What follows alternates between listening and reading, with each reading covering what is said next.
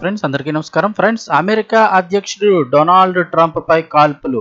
అసలు ఏం జరిగింది, ఏంటి వివరాలు తెలుసుకుందాం. వీడియో పూర్తిగా చూడండి. అలాగే తప్పకుండా ఒక లైక్ చేయండి. మరిన్ని అప్డేట్స్ కోసం ఛానల్ని సబ్స్క్రైబ్ చేసుకోండి. ప్రభుత్వం నుంచి వచ్చే ముఖ్యమైన అప్డేట్స్ అన్ని కూడా ఎప్పటికప్పుడు మన ఛానల్ ద్వారా మీకు తెలియజేయడం జరుగుతుంది. వివరాల్లోకి వెళ్ళిపోదాం. ట్రంప్ పై హత్యాయత్నం, వైట్ హౌస్ పరిసరాల్లో హై అలర్ట్. అమెరికా అధ్యక్షుడు డొనాల్డ్ ట్రంప్ లక్ష్యంగా మరోసారి హత్యాయత్నం జరగడం సంచలనం సృష్టించింది.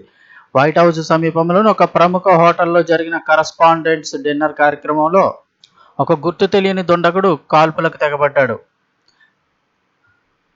హోటల్లోని డిన్నర్ హాల్లో కార్యక్రమం జరుగుతూ ఉండగా ఒక్కసారిగా భారీ కాల్పుల శబ్దం వినిపించింది.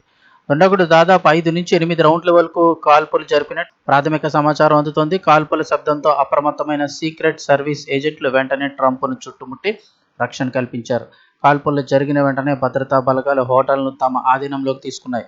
నిందితుడిని అక్కడికక్కడే అదుపులోకి తీసుకున్నారు. ట్రంప్తో సహా అక్కడ ఉన్న ఇతర కీలక నేతలందరినీ సురక్షిత ప్రాంతాలకు తరలించారు.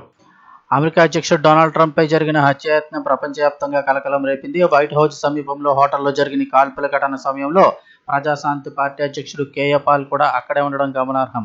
వివరాల్లోకి వెళ్తే, వైట్ హౌస్ సమీపంలోని హోటల్లో ఏర్పాటు చేసిన ఈ కార్యక్రమంలో కాల్పులు అయితే జరిగాయి. అక్కడే ప్రజాశాంతి పార్టీ అధ్యక్షుడు కేఏ పాల్ ఉన్నారు. ఈ ఘటనపై అదే హోటల్లో ఉన్న కేఏ పాల్ స్పందిస్తూ సంచలన వ్యాఖ్యలు చేశారు.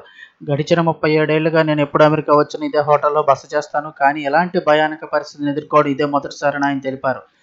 అమెరికా అధ్యక్షుడికి రక్షణ లేకపోతే సామాన్య ప్రజల పరిస్థితి ఏంటని ఆయన ఆవేదన వ్యక్తం చేశారు.